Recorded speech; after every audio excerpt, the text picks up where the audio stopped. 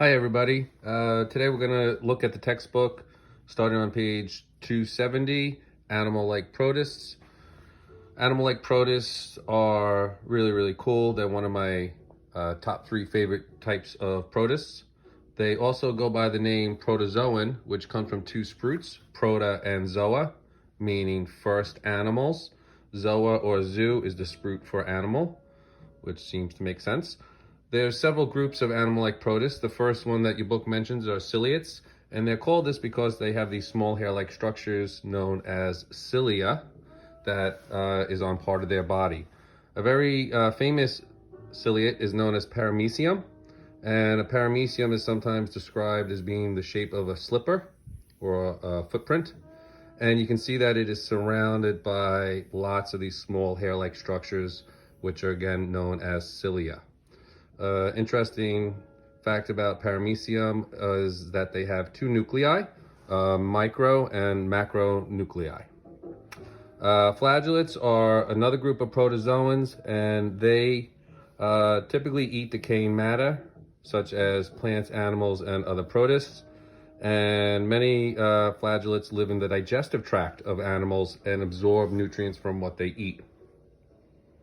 Sarcodines are another group, and they're a group of animal-like protists that don't have a specific shape.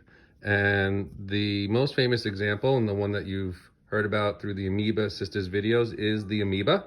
And you can see down here in figure 7, an amoeba can change the shape of its body and creates a temporary foot to move and to surround the food that it eats.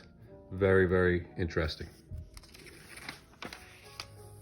Turning the page, we get into the importance of protozoans on page 272. And there are many different reasons that protozoans are important. Besides being involved and an integral part of every ecosystem, they break down and decompose and recycle nutrients.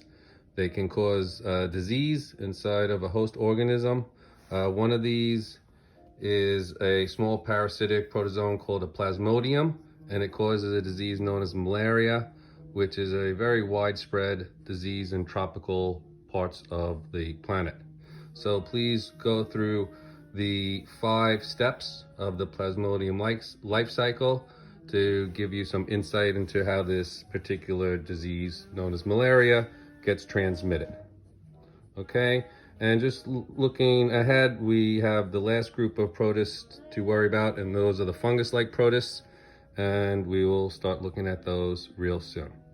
Thank you very much. I hope this helped, and I hope you are all well, and see you soon.